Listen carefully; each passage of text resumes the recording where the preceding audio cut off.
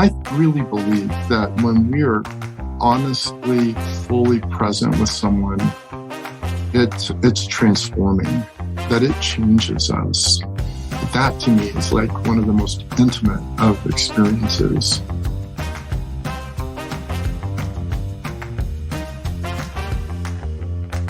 Hi, this is Doug Kelley, and you're listening to Expansive Intimacy with Jim Young.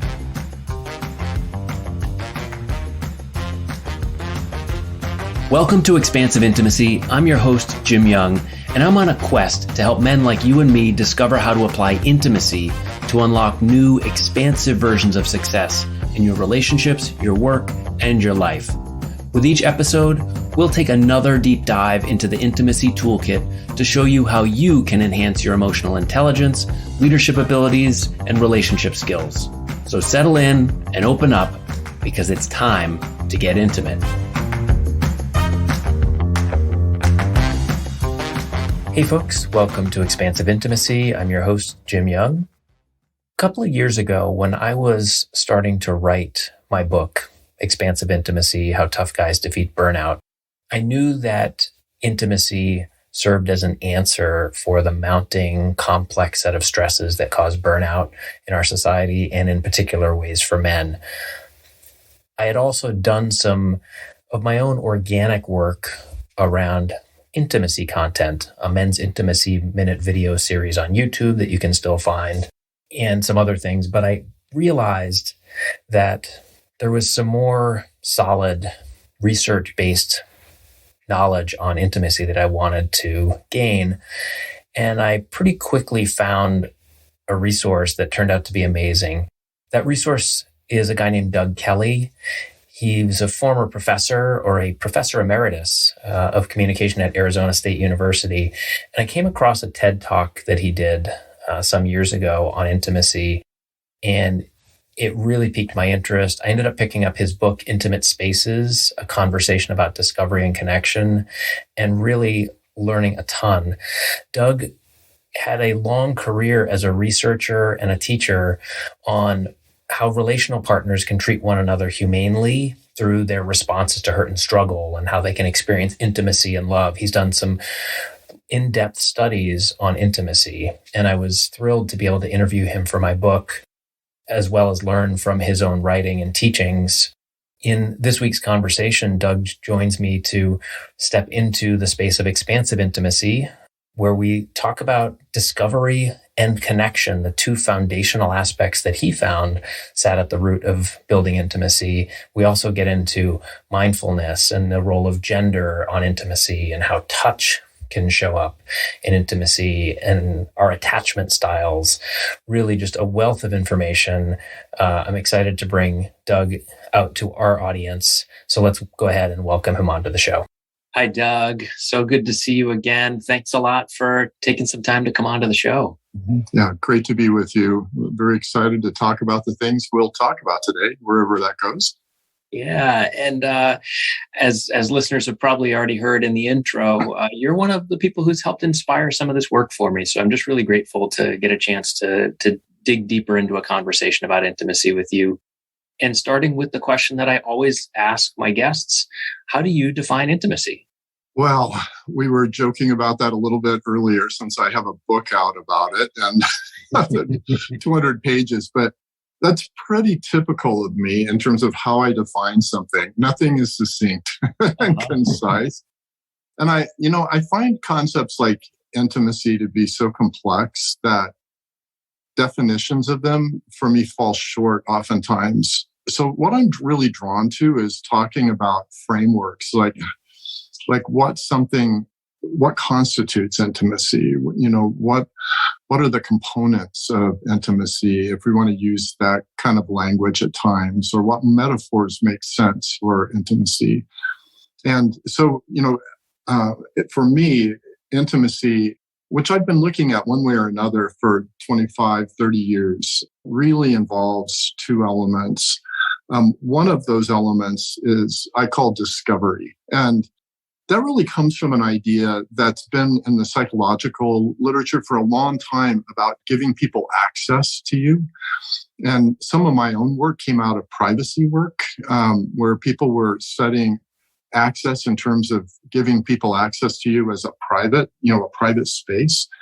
And I began realizing as they were studying privacy, like, hey, this sounds like intimacy to me. When you're letting somebody into that private realm, and so that access space, or the space where we discover one another, can happen in terms of information we have about each other. It can happen in terms of our social connection with each other, the physical discovery as well, which, as we'll talk about today, isn't just sex, right? Like friends. I have good friends. I just hug. My grandson's coming over later today, and we just wrestle on the floor. And so that touch element, the physical element, and then, of course, the psychological, emotional element of discovery. Yeah. And then there's one other main category. So we have discovery, but then it's that connection. And that connection is really characterized by what I like to call close emotions. And there's a lot of people will talk about positive and negative emotions, but I like to cut through that, because sometimes things we call negative emotions actually bring us closer together. And so I prefer talking about emotions that help us become close. That's a perfect answer to me, Doug, as far as, I asked you for a definition. And if anyone looks at my book, they'll see that my definition is probably about 60 words long, and it's really a framework packed into exactly. Because it's so hard. There's so much to it. And we want to be careful not to tell other people what they think intimacy should be, right? I mean, and so frameworks are great because they give you a way to say, like, oh, here's how these things are happening for me, instead of prescribing a particular way that it should happen. And for listeners, my framework in that definition is really a descendant probably of yours, because I read your book as I was kind of getting interested in this topic myself. And I talk about 3 R's because alliteration seems to work in these kind of models sometimes. Right? Revelation, which is that discovery process, the discovery and the revelation to one another. Reciprocity, that we're doing that with each other. And there's an openness and a willingness. And then relating, which to me is a way to start to open up all the different ways that you've already teased into how we can relate, whether it's in the physical realm, the emotional, or the intellectual, or the spiritual. I want to dive into that close emotions piece a little bit, because I think it's a great topic to hit on, especially for those quote unquote negative emotions that people think might actually drive us away from intimacy, and talk a little bit about how they actually do bring us together, or can bring us together. You bet. Yeah. A lot of intimacy models emphasize what's called positive affect. It's the feel-good emotions, right? So, and it makes sense. We think about, like, nobody goes into an intimate relationship not wanting to feel happy about it, or feel joy, or whatever kinds of positive emotions. And so that makes all the sense in the world. But if we stop there, or if that's our full view of intimacy, then if you've been in a relationship more than a couple of weeks, you're going to realize that those emotions fluctuate a lot, and you're going to think that your intimacy is just fluctuating constantly too. So I began looking at some of the negative emotions, and some of this came from my own life. And for instance, like I had a very close friend who died at age 54 from cancer, and had a huge impact on me. But it also brought closeness with certain others who were with me in the grieving process, and where I was with them in the grieving process. In fact, I'm a real fan of grief in a lot of ways. It sounds like kind of a weird thing, but sometimes, especially like American culture, which I know is a broad term that doesn't have a lot of meaning in some ways, but sort of what's been mainstream, or what we've seen publicly a lot up until recent years, has not really embraced grief or grieving, especially publicly, in any kind of way, or letting people have access to it. And one young guy in our intimacy data where we asked about intimacy and grief just said, I never let anybody see my emotions. And he said, I'm afraid if they ever come out, I'll never get them back in, like way too risky, way too vulnerable for him. And yet others told us that space of grief actually was a place where because you didn't have complete control over yourself, you just started crying when someone asked how you were doing, or some people just said kind of like ugly crying, like people talk about that where it's not pretty, Uh-huh. And here's this person who's just with you and holding you and experiencing some of that emotion too. And it's a beautiful space to bring people together. One of my grad students who helped me on the book project when I was writing the section, she told me that sometimes she just needed to sit and watch Grey's Anatomy at night because she just needed to cry. Like she wanted that experience, that just sort of cleansing and getting some stuff out. And whoever we're with during those times, that is pretty sacred space for us, I think. Yeah, and it's so common. I was facilitating a leadership group in a retreat yesterday and talking about this emotional sine wave. That's just the normal pattern of life. Absolutely. Up and it's down. And this one person I specifically was saying like, I try to stay in this narrow band because I was raised that way, right? My identity is kind of wrapped around being calm and in control. Mm-hmm. And he talked about an encounter that he had where his emotions just erupted. Yeah. There was no controlling them. They had built up so much. And I think that's such a dangerous place to be in when we think that some of our emotions aren't allowed. Yeah. Not untypical either. And, I'm sure you're aware that there's a lot of good work being done about kind of how we embody some of these emotions, or how they stay stored, so we're in control. We're not dealing with them. And we think maybe they've gone away, but they're really kind of packed in, and then something unexpected happens and begins to release it. And that emotion is still there and often doesn't come out in positive ways, so it can be very hurtful. It can be a real beautiful thing if you've finally been vulnerable with somebody. But it can also be that, like when we're afraid that way, sometimes we respond out of anger because we're losing control, and then anger becomes a response. And then our children or our romantic partners or someone at work that we've cared for in terms of our deep working relationship with each other gets the brunt of something that they really didn't deserve. Yeah. Yeah. I also want to jump way back in the time machine because I know in our prep, you mentioned something that was interesting to me. You were talking about an encounter with your mother much earlier in life and talking about your own fear of intimacy, which is fascinating to now think that, decades later, you've spent a ton of time researching this topic. So I'd love to know the secret of that. Yeah. It was pretty interesting. I was in my early 20s and I was living at home at the time. I had lived out for a while with some friends, and then I came back home, and I think it might have been a time before I got married, and I think I was saving some money and hanging out at home. And something had happened with my mom, and I can't even remember what the event was at this point, but she came into my room. I was still in bed in the morning, and I could tell she wasn't okay. Like she was going to go to work, and I asked. Right. And that's something courageous in and of itself, isn't it? Like to ask.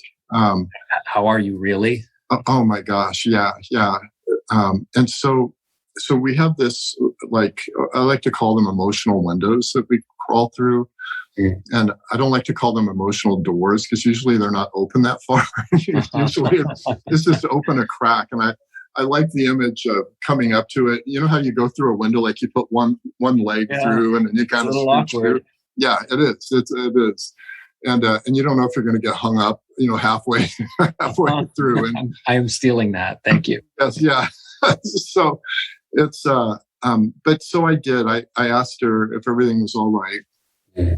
And I kind of expected her to say, yeah, I'm okay. It's going to be okay, like we often do with each other, and go on. And instead, she sat down on the side of my bed, and she told me some things that were going on at the time, and she was in tears over it. And so I then asked her.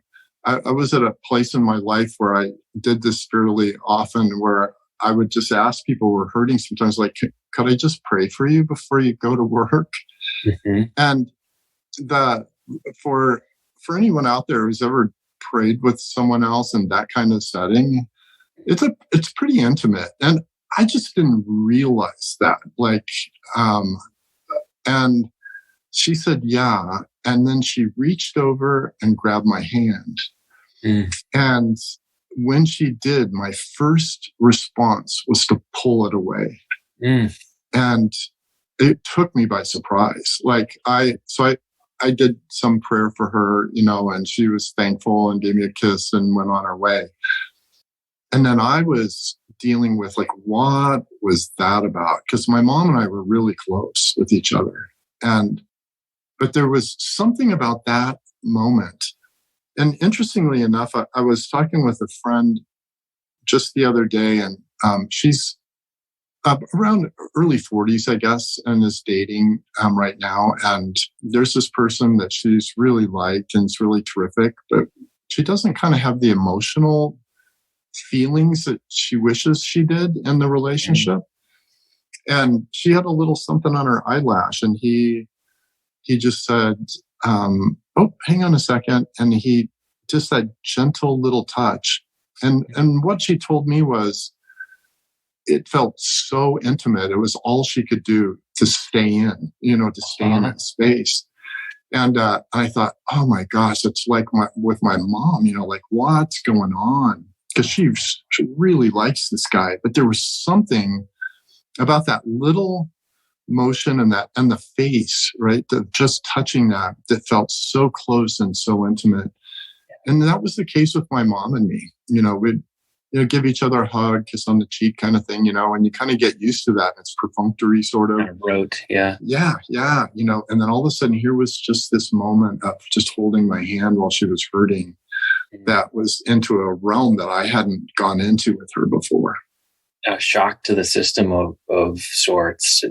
This is making me think of something that we were discussing earlier about a colleague of yours, Corey Floyd, has a phrase that you quoted in your book that I underscored it like 3 times.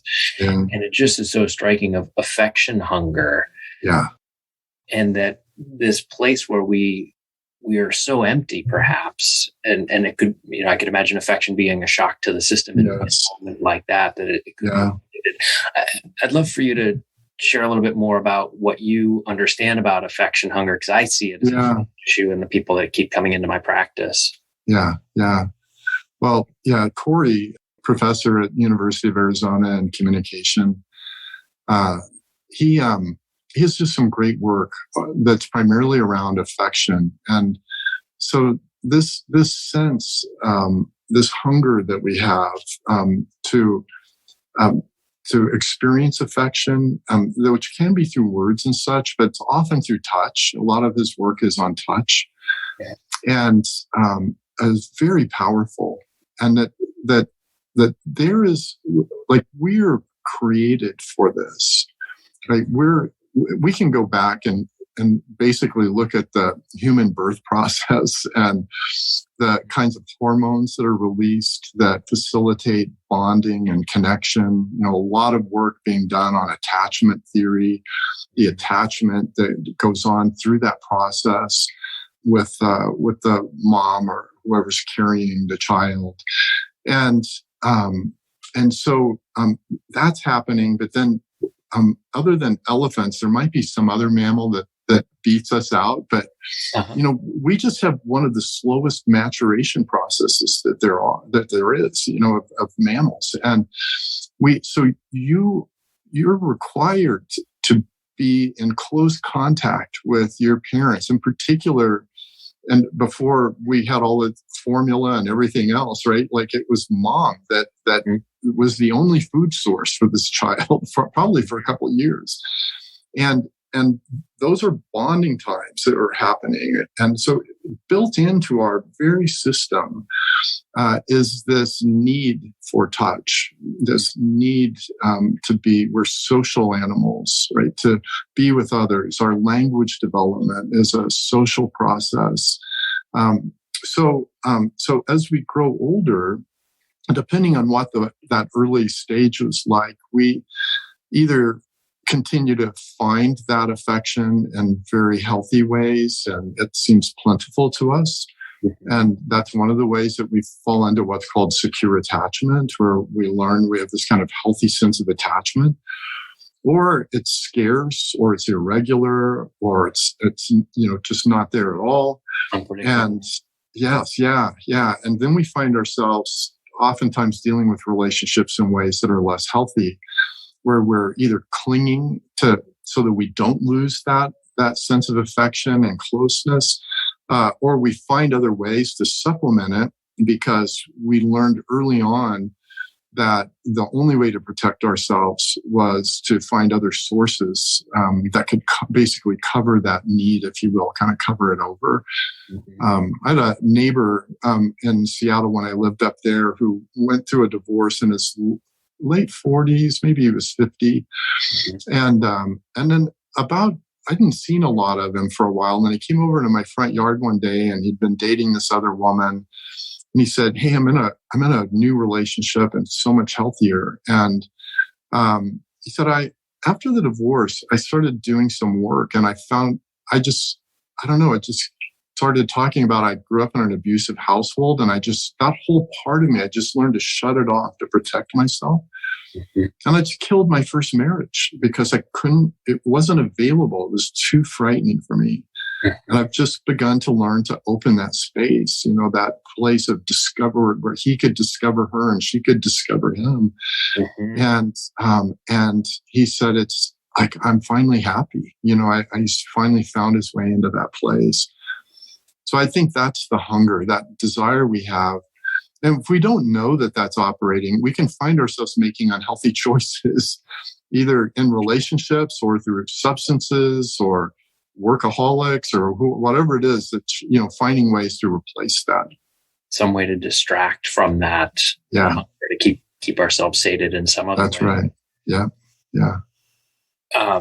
So many things coming up for me on what you just shared. One was it's summer in New England. I was at a lake the other day with my partner, and we're sitting having lunch at this picnic table on a hill, kind of looking down at this lake. And on the dock in the water, there are these 3 teenage girls.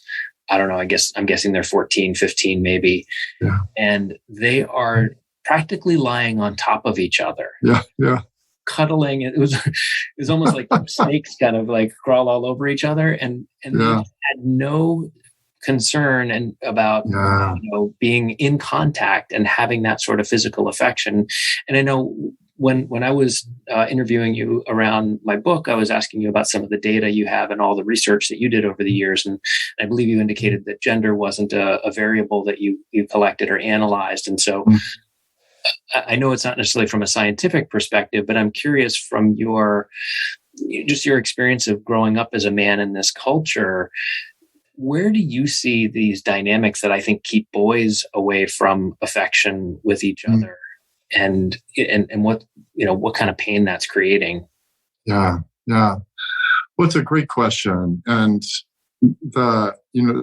there's a principle that I like to operate from, which is kind of like embrace and transcend at times. So the gender thing for me, I find valuable to talk about. I would always ask my students, has your experience relationally with males and females, or those who have been born that way, been different in your life? And almost every hand goes up, and so like, okay, so, the social science literature basically says there are differences there, but they tend not to be the biggest differences. There are probably some things we could focus on otherwise.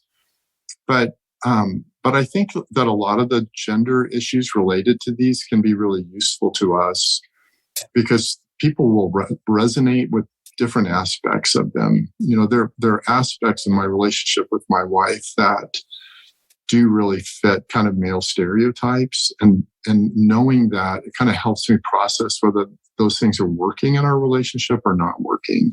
Mm-hmm. And so I see that process. That's the transcend process, right? So I embrace it, but then I have to transcend it at times to say, hey, this isn't working for us. Uh-huh. Actually, she's more detailed oriented than I am.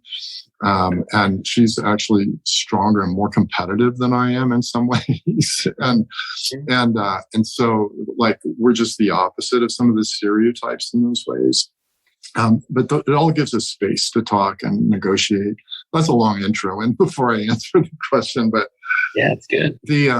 But there has been a bit of research that's looked at like how kids are raised, and I have 5 grandchildren, one on the way. 2 of them are here in Arizona where I live. And one's a boy and the one that's on the way is a girl. And I'm just super curious how I respond differently to her because I have 2 boys.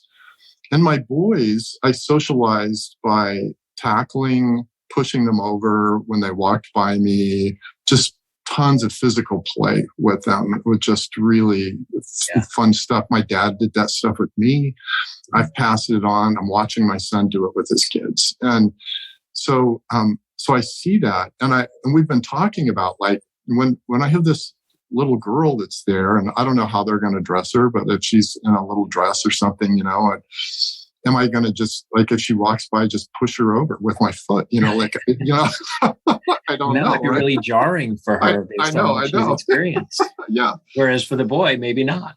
That's right. Yeah. And yet I've known friends of ours who've had kids where the girls were just like, man, if you pushed her over, they're like in the fight. Like, it's all fun for them, So we'll have to see what her personality is like in that. But a lot of girls' games are relationship oriented.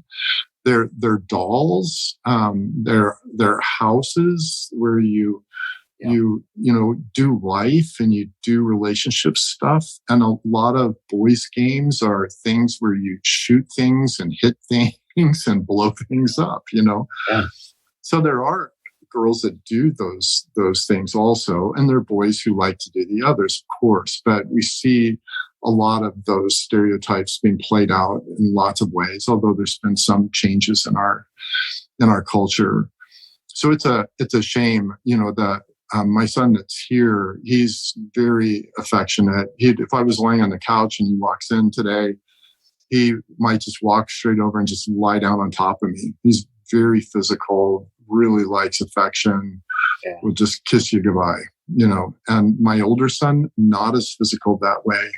His intimacy is much more about talking about deep ideas together. Mm-hmm. So for each, the key for me for each always is to figure out who you're dealing with. I like to know the norms because it gives me a starting place. Yeah. But then I can see that like this norm doesn't fit this person very well, and so I need to respond differently here. And so that seems to work pretty well for me. Yeah. That really taps into what I've called expansive intimacy, is this calibration across a lot of relationships for getting your needs met in different ways, whether it's sexual, physical. Hey guys, it's Jim. If you're listening to the show and you're thinking, yeah, wow, that sounds like me, whether it's topics like burnout or issues in romantic relationships, friendships, at work, with kids, or whatever else, I'd love to talk to you. I've spent the last 12 years working my ass off to solve those challenges in my own life, and I'd love to share some of that wisdom with you. Get in touch with me. You can reach me at jim@thecenteredcoach.com, and I'd be happy to point out some resources that could help you too. I also want to talk to you about spiritual intimacy, because it's something that I think can throw people off, because they start to go, when they hear spiritual and intimacy, they may not make sense together, or they go to a place of a specific religious dogma. And I know that you have some, experience kind of some experiences that people may not be familiar with. I forget what it's called, spiritual guiding. Is that spiritual direction, spiritual companionship. Yeah, and I'd love to hear where the symmetry is with intimacy, or how it's an inroad. What that looks like. Yeah, you bet. The intimacy road for me actually started, in terms of me actually thinking about it, with a mentor of mine who's a counselor. And he also happens to be a person of faith. And he told me one day, he said, what I think it's really all about is like intimacy with God. I think that's what God really wants. And I was like, wow, that sounds really cool. I don't know what that means. How do I get some? Exactly.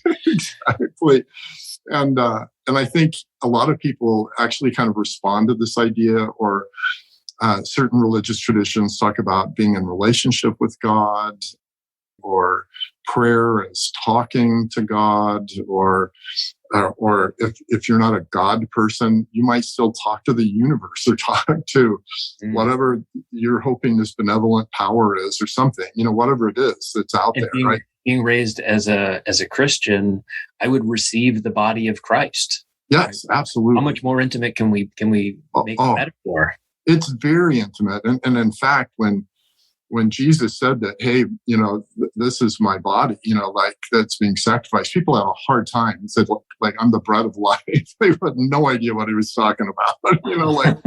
What in the world does that mean? And a lot of people think that practice actually just seems crazy. What does it really mean? Yeah. And so, but it is a way of bringing a sense of closeness, a sense of presence, if you will. Like in the Catholic, tradition, that taking of communion really is this transubstantiation process that is becoming one, in a sense. That's probably poorly explained for Catholics. That's not really my background, but I apologize for that. But it is this deep space of creating oneness, and many traditions talk about a sense of moving towards a sense of unity, which is understood different ways in different kinds of traditions. Yeah. So I like an understanding of unity, of understanding that there are individual persons that find a oneness, that they find a space where they connect, but without losing their distinct identities. And I think that works in a sense in that spiritual element as well as in our personal relationships. So the spiritual direction is kind of a misnomer, actually, but because I don't do much direction in it. It's more, a lot of people like the word companionship. And it's really like walking alongside people, listening together, reflecting on someone's journey and experience, and being a safe space. Mm-hmm. So some of the work that we've done related to mindfulness, talks about that. And like in intimacy, part of that intimate experience is feeling like you're in a safe space. And so I try to create that space in the direction that I do. But also, that's my bias in terms of my own spiritual understanding, is that somehow you have to be in a space where you feel safe. Otherwise, your spiritual growth is not going to go very deep. If the universe is out to get you, or if God is, it's kind of it's pretty hard to talk about intimacy in that context, right? Like, you can follow rules, you can get in.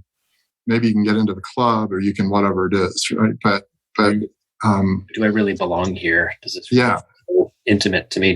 Can I let down my guard? Can I just be? That's right. Yeah. Can I be me? That's a number of people in our study on intimacy talked about that, letting down the guard, or being. One person said, being the true version of who you are. Like, I can be that. And a number of people talked about being silly, and I at first it took me off guard, but I'd had a conversation once with actually a massage therapist, and who was when they found out I studied relationships, was like, hey, I'm like in my 30s. I can't find somebody, So we started talking. I finally said, what are you looking for? And she said, I'm looking for somebody I can be silly with. And it was like, wow, it caught me totally off guard. And I realized what she was saying. I just want to be myself, somebody I don't have to be afraid with, somebody who's not going to judge me. I just want to be in that place. So actually in my spiritual direction, even I often encourage people to be a little silly or playful. Sometimes I just think we need to quit taking this quite as seriously as we are. Like we're killing it. I'd say amen, but that's religious again. Yeah. What you're just saying reminds me of one of the quotes. I asked a lot of people when I wrote the book, people that I interviewed for their definition of intimacy, just like I do on the podcast. But I also pulled one from online from the writer, philosopher Alain de Botton, and he wrote, intimacy is the capacity to be rather weird with someone and finding that that's okay with them. Yeah, I love it. And I love that. I don't know if I shared this in any of our prior conversations, but I do improv comedy. It's one of my favorite passions. It's a place where I actually find a ton of intimacy, and I've developed a lot of relating skills. Yes. And one of my favorite games that we play is based off of the children's books, Choose Your Own Adventure. And that's a lot of what I've heard you talk about today is that intimacy is a choice. And it's, do we do that in quiet moments of sadness? Do we do it in silly moments? Do we do it in roughhousing? Do we do it, at work or with family or with our dog? I know you have a dog story. And, and the answer is yes, right? It's how do you be you in the course of being intimate with others so that you can truly drop into that. Absolutely. And ironically, it allows you the freedom to be who you are, but you can only go into intimacy if you're who you are, right? Like without vulnerability, there's no deep sense of intimacy. You can have plenty of kind of intimate behaviors. For instance, a number of years ago, I did this little TEDx talk, and I started with this story where I was with some high school students and I was talking about intimacy, and I asked them what intimacy was, and it was total silence. And then I said, okay, so what if I asked you if you'd been intimate with your boyfriend or girlfriend? And, this one young guy says, well, you'd be talking about sex. And he was kind of proud of it, because we were at ASU, and he's a 17-year-old who said sex on the college campus, especially this was a few years back. And so then I asked, right, he's the only one that's spoken of about 30 students. And then I asked, well, so is all sex intimate? And like 12 of them just said no out loud. All of these quiet students, like, no, I'm like, well, you figured that out by now. You've already figured that out. And and part of it is like sometimes with sex, you discover the other person. But yet we had people in our research say they've never, ever experienced any kind of intimacy in sex. And this is no judgment or anything. People have sex for different kinds of reasons. But I've been interested in it in terms of intimacy. Yeah. And so if you don't get to discover something about the person, not just them physically, but emotionally and psychologically, it's a great space for that when we allow it. So for intimacy, when we're in that space, it allows us to be more of who we are honestly, but then we also have to be who we are honestly for us to keep moving, So it is, you talked about reciprocity before. This is like a reciprocity of that going on between the two people. And as it takes them deeper and deeper. Mm-hmm. There is so much to explore, and we're running close to the end of the episode. I'm going to ask you a tough question because there's so much to explore, and you've studied this for so long. If you could pull like one nugget of wisdom out of all of your studies of intimacy, starting maybe as far back as that time when you prayed with your mom after crawling through the emotional window, or the many research studies you've done over the years with ASU, or things like going through counseling with your wife, or other experiences I know you've had, where's the point that we could all kind of connect to as we all try to seek out, like, what could I do to be a little bit more intimate? Yeah. Yeah. On any given day or month or whatever, maybe I'd give you a different answer, but I'm going to give you where I'm at today. I'd expect no less. Yeah. So I've been doing more work on mindfulness, and, mindfulness is pretty cool because I am a person of faith, and some of the faith things that are like legitimate to talk about as a social science are really related to mindfulness, right? Like religion doesn't have any foothold on some of those concepts in a sense. And so the practice, learning to be truly present with other individuals. And, in the Intimate Spaces book, I talk about the fact that I really believe that when we are honestly, fully present with someone, it's transforming, that it changes us. That to me is like one of the most intimate of experiences. Like when I think, like with my mom, the sense of immediacy of presence when she took my hand, like if I was just asking her what was going on and then praying for her over here, we're still are two separate human beings. We're still, it's nice, whatever. There's nothing life-changing, helpful, I hope, but when she took my hand, that was different. Mm-hmm. One of the people writing in our intimacy study, and she was writing about sex, she said sometimes that her partner and her slow things down, and she says, and we just look into each other's eyes. Mm-hmm.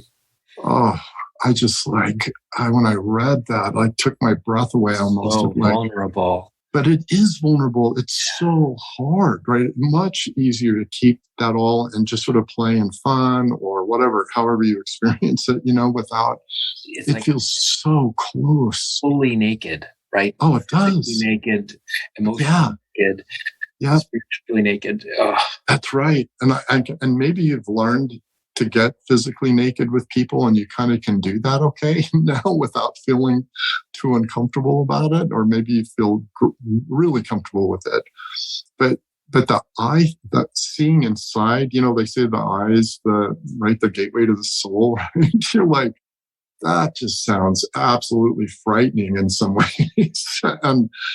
and so however that happens, in those moments, if it's hugging someone who's grieving, if it can be in play and just such honest abandonment of play and such riveting closeness that can occur there when we're letting our guard down. If it's when we're talking with each other, in that way, where the words we're using are words we don't share with anyone else. And there's this sense of presence of like you're with me, like you get me, like there's some symbiotic process going on, right? That's blending us in some ways. I think came up for me are fully attending. Yeah. Other. Absolutely. Yeah. And fully attending in that sense that the other senses that you're fully there with them. Like in the one research project, part of what came out was that people felt understood. Not that the other person understood something about them, but they got them as a person, right? Because we can know a lot about someone. Like think about like a parent with a 16-year-old. You can know a lot about them, and that 16-year-old can still think, you don't get me. Yes. You don't understand me. You're not familiar with that. Yeah. So it's like that sense of there's no real presence there. Yeah. Which by the way, like back to your idea of reciprocity, like intimacy requires both parties to be engaged. We can love someone without them loving us, but you can't be intimate if that other person won't come into the space, And so they need to know somehow that like you get them, that you're at more than you just like understand the details But that like, oh yeah, okay, I get that. And it's that sense. Then the attending, right? All the kind of mindfulness stuff, and a lot of the mindfulness stuff that goes on in organizations and stuff today. Then we begin moving that beyond just what's useful for me as an employee, or useful for me in lots of ways as a parent, into a place where we truly feel present and safe with one another. And when we start hitting that space, that I think is a space then that we start to transform, because there's no transformation if we don't feel safe. We won't change if we don't feel safe. We might do different behavior because we have to, but in our heart, nothing's changed yet because I still don't feel safe in this space yet, That part about I can love somebody without them loving me back, but I can't be intimate with somebody without the reciprocity that is beautiful. Doug, I've got a bunch of resources that you've graciously shared with me that I'm going to throw into the show notes for folks who are listening and want to learn more about your work or other resources that you rely on. So thank you for sending those along. I'd love to just invite you, if there's anything else that you want to share with listeners about any projects that you got going on, work you're up to, or anything else you want them to know about intimacy, something that you have studied for many, many years. Yeah. Well, thank you for that. And it's been a real pleasure to be here. I will mention, you'll see a book in the notes called Intimate Spaces. It's written for the classroom, but it's my most personal book that's written that way. I think it's pretty accessible. So, and there's lots of, so there's good stuff in each chapter that kind of helps you ask questions as you're moving through it. Talks a little bit about what intimacy is, but some myths about intimacy and how we deal with those. And then just some cool stuff that people told us about intimacy during grief and play and talk and sex and conflict and forgiveness. We're doing some other just really great, interesting work right now. And that is all about relationships, about resilience, what helps people be strong. We're doing some work with immigrant families right now. And talk about intimacy. There's a real sense of familia because we're working with Latino or Latinx families. So important. And you'll see a couple of links to websites there that just give you an idea of what I'm doing as well. I'm in retirement, but I'm writing and I'm doing lots of things with people like this. Well, I appreciate the work that you do so much. It's been great to talk to you again. I just consider you one of my influences for going down this path. So appreciate you taking the time for being on the show. Thanks a lot, Doug.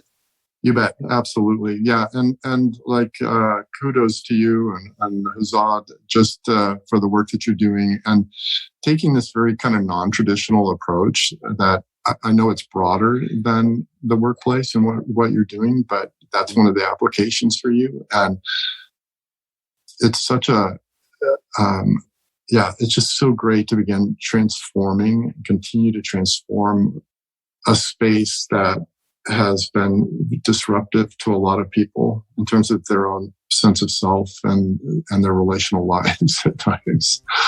Yes. Yeah. All right. Thank you, Doug. All right. You bet. Good to be here. Hey, thanks for tuning in today. I really look forward to seeing you next week on Expansive Intimacy with me, Jim Young. I'd also love your help with expanding intimacy even further. Will you take a minute right now to rate the show and write a review? It's the best way for us to bring more people into the conversation. Thanks so much, and I'll see you next time.